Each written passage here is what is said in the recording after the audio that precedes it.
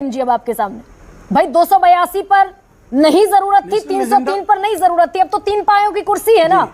नीतीश कुमार कहेंगे हम छोड़ रहे हैं जाति का जनगणना नहीं कराते, तो चंद्रबाबू नायडू कहेंगे कि हम तो मुस्लिम आरक्षण देंगे, कर लो जो करना है।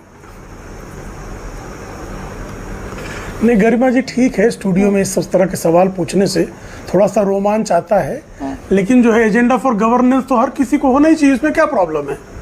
हम अगर राजग बना रहे हैं, राजग की सरकार बना रहे हैं, तो हर किसी की उसमें जो है विषय तो लिए ही जाएंगे, इसमें क्या आपत्ति है। नहीं पहली बार अब इतने लंबे अरसे बाद कन्वीनर बनाना पड़ेगा ना प्रेम जी, अभी तक नहीं था, अभी तक जरूरत नहीं थी तो भाई हाँ तो जरूरत है तो कर लेंगे, तो क्या प्रॉब्लम क्या है इसमें। आपको क्या लग रहा है, आपके समाचार आपके यहाँ जो है किसी जमाने में कोई और एंकर था, उसकी अलग स्टाइल थी, आजकल आप एंकर हैं तो आपकी अलग स्टाइल है, तो क्या आप एडजस्ट नहीं हुई कि न्यूज़ 24 एडजस्ट नहीं हुआ। तो ये देखिए समय के अनुकूल जो है राजनीतिक निर्णय होते हैं, समय के अनुकूल जो है शासन के संचालन की जो है व्यवस्था तैयार होती है। समय के अनुकूल बीजेपी मान लेगी ना, कहा कि जो राष्ट्रीय तो प्रेम जनतांत्रिक सुनिए सर, अरे भारतीय जनता पार्टी इसी की विशेषज्ञ है। ठीक है, विशेषज्ञ हैं आप, परिस्थितियों के अनुकूल फिर आप ये मान अटल जी का तुमने उदाहरण दिया आपको। नहीं एक सेकंड आप रुक जाइए, आपने पूरा इलेक्शन कैंपेन खड़ा किया कर्नाटक सरकार के एक फैसले के खिलाफ, कर्नाटक में मुस्लिम को आरक्षण दे दिया, ओबीसी का हक छीन लिया, SC ST का हक छीन लिया। ठीक वही बात चंद्रबाबू नायडू कर रहे हैं आंध्र प्रदेश में, उनको आप बगल में बैठा रहे हैं। तो ये परिस्थितियों का अनुकूलन हुआ क्या, अडेप्टेशन हुआ आपके सामने। देखिए आपको कंफ्यूजन हो सकता है, टीडीपी को नहीं है। टीडीपी के प्रवक्ता ने कहा कि हम संविधान के सम्मत करेंगे निर्णय, तो आप ही ने बताया सुप्रीम कोर्ट ने अगर संविधान सम्मत, हाँ भाई नहीं हुआ ना, नहीं तो सुप्रीम कोर्ट स्टे क्यों लगाता। तो संविधान सम्मत एनसीबीसी जो है जो संवैधानिक संस्था है, आप सुन तो लीजिए कि मैं भी सुप्रिया जी की तरह बात करूं आपसे। मैं भी बोल लेती हूँ, मैंने सवाल पूछा, सुन तो लीजिए भाई, तो पहले आप पूरा बोल लीजिए तब मैं बोलता हूँ। अब सुनिए आराम से प्रेम जी, पूरा बोल लीजिए। हाँ तब मैं बोलूंगा। सरकार के फैसले पर सुप्रीम कोर्ट ने कहा कि त्रुटिपूर्ण फैसला था, ये सुप्रीम कोर्ट की टिप्पणी है जी। लेकिन विजय कृपा करके बताइए एनसीबीसी संवैधानिक संस्था है कि नहीं है।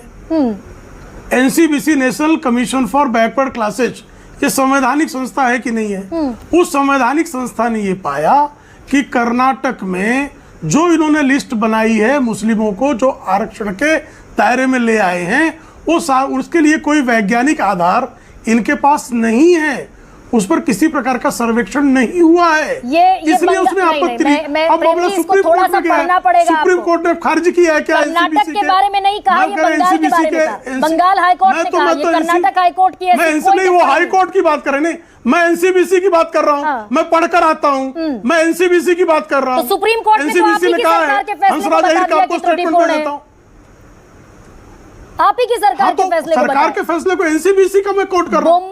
मैं कोट तो एनसीबीसी को कर रहा हूँ जी। मैं और क्लियर कर देती हूँ, मैं मुंबई की सरकार को कोट ही नहीं कर रहा हूँ। बड़ा संकट है आपका, देखिए संकट है, आप अपने को किसी को सुनना ही नहीं चाहती है। मुझे क्षमा कर दीजिए भाई, इस तरह का फालतू बात पर बैठना नहीं चाहता। आप इतना फालतू बकवास कर रही है, नहीं सुनेंगे ना जी। अरे आप क्या आप दूसरों को सुनना ही नहीं चाहती है, आप लादना चाहती है। क्या करेक्शन कर रही है, मैं क्या कोट कर रहा हूँ, मैं कोट क्या कर रहा हूँ, आप क्या रही है, मैं क्यों सुनूं आपको, क्यों सुनूं मैं आपको, क्यों सुनूं मैं सुनना तो पड़ेगा प्रेम शुक्ला, मैं सुनूं क्यों आपको, मेरे सुनना तो पड़ेगा सर। नहीं सुनेंगे क्या, मैं मजबूर हूँ क्या, ऐसे फालतू एंकर को सुनूं क्या मैं, फालतू एंकर को सुनूं क्या मैं। अब मुझे फालतू कहने से तो आपका फैक्ट दुरुस्त नहीं हो जाएगा, मुझे फालतू कहने से बिल्कुल फैक्ट दुरुस्त नहीं होगा। कहूंगा मैं, फालतू और पालतू दोनों कहूंगा मैं आपको। तो फिर मैं नमस्ते करती हूँ आपको प्रेम शुक्ला, मैं एकदम नमस्ते करती हूँ आपको। थैंक यू, मैं तो चाहता हूँ नमस्ते करना, बिल्कुल नमस्ते आपको। अगर आप शब्दों के चयन में मर्यादा नहीं रख सकते तो आपको नमस्ते है। और दर्शकों से बता दूं कि 2023 में कर्नाटक चुनाव से ठीक पहले मुस्लिमों को आरक्षण 4% देने के फैसले को मुंबई सरकार ने, बीजेपी सरकार ने रद्द किया था। मामला सुप्रीम कोर्ट पहुंचा, सुप्रीम कोर्ट ने कहा कि मुंबई सरकार का फैसला अस्थिर है और त्रुटिपूर्ण है। सुप्रीम कोर्ट ने उस पर स्टे लगाया, क्वेश नहीं किया। खैर सुप्रिया जी, ये जो उम्मीद है आपकी अब यहां से खत्म होती है या फिर आप अभी भी उम्मीद में हैं कि ये सरकार बिखरेगी, सरकार टूट जाएगी, ये कॉमन मिनिमम प्रोग्राम नहीं बन पाएगा? मैं सबसे पहले तो एक महिला होने के नाते जिन शब्दों का चयन एक महिला एंकर के लिए किया गया उसका जबरदस्त भर्त्सना करती हूं, और यह बिल्कुल नहीं किया जाना चाहिए था। कोई भी करे सर्वथा गलत है। मैं चाहती हूं कि जिसने भी किया उस पर माफी मांगी जाए, बीजेपी माफी मांगे और उसके बाद इस बात को आगे बढ़ाया जाए। मेरा अपना मानना है गरिमा जी कि एक मैंडेट आया है लोगों की तरफ से, उसको बीजेपी अपने हिसाब से पढ़ रही है, हम अपने हिसाब से उसको इंटरप्रेट कर रहे हैं, और उस इंटरप्रिटेशन के हिसाब से हमारा शीर्ष नेतृत्व बैठ रहा है और वो बैठकर डिसाइड करेगा। देखिए, नंबर को इधर उधर से तो टपके नहीं जा सकते, नंबर्स तो आपको चाहिए ही होंगे। तो देखते हैं आगे क्या होता है। अभी जो बैठक हो रही है वो इसी बात पर निर्णय लेगी कि क्या हम एक मजबूत और रिस्पॉन्सिबल विपक्ष की भूमिका निभाएंगे, या हो सकता है कि हमारा जो जनबंधन है वो और लोगों से बातचीत करे। मुझे नहीं लगता कि वो कहने की आजादी, या मुझे लगता है कि वो स्ट्रैटेजी भी डिस्कस करना यहाँ पर श्रेयस्कर होगा। मैं सिर्फ इतना कह सकती हूँ कि मैं इस बात से खुश हूँ कि बीजेपी को स्टॉल किया है लोगों ने। सुप्रिया, एक छोटा सा सवाल, ये राजनीतिक हलकों में बड़ी चर्चा है कि ये जो ब्लॉक है उसके बाहर के किसी व्यक्ति को भी, चाहे वो नीतीश कुमार हो, चंद्रबाबू नायडू हो, उनको भी टॉप पोजीशन दी जा सकती है नरेंद्र मोदी गवर्नमेंट को स्टॉल करने के लिए। क्या ये सच है? बाहर के लोगों को भी ये पद ऑफर किया जा सकता है क्या? अमूमन तो मुझे ऐसा लगता है, अमूमन तो मैं राजनीतिक हलकों और चंडू खानों की खबरों को ना पुष्टि करती हूँ ना खंडन करती हूँ, लेकिन मैं ये जरूर बोलना चाहती हूँ कि इंडिया जनबंधन एक होकर लड़ा। इसमें एक से एक दिग्गज नेता है, जबरदस्त पॉपुलर नेता है, राहुल जी जैसे जननायक है। तो कैसे ये पोजीशन किसी बाहरी को ऑफर हो जाएगी जिसके खिलाफ मैंडेट है? मैं तो ये पूछ रही हूँ ना सवाल। तो ये जो राजनीतिक हलकों में खबरों के लिए अच्छी है। ठीक है सुप्रिया जी। प्रेम जैन, ये बताइए कि आंध्र प्रदेश का स्पेशल स्टेटस अब पक्का है इस सरकार में? बिल्कुल, हम इसके लिए प्रयास करेंगे और निश्चित रूप से चंद्रबाबू नायडू साहब और मोदी जी जब भी मिलेंगे या जो भी निर्णय लिया जाएगा वो राज्य के हित के लिए होगा, वहां की जनता के हित के लिए होगा।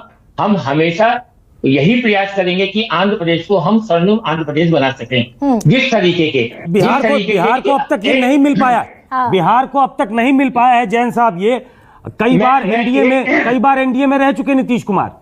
मैं एक बार बता दूं, जिस प्रकार से सबसे बड़े सवाल की गरिमा नाम से और काम से गरिमा नहीं लगाती है, इसी तरह गठबंधन की गरिमा हम निभाएंगे और इसी तरह की गठबंधन की गरिमा बनी रहेगी। ठीक है, मैं बहुत छोटा सा सवाल राजीव जी, कि जो प्रायोरिटी के काम थे आपने 2019 में देखा होगा कि पहली कैबिनेट में पारित हो गए जो प्रायोरिटी के काम थे।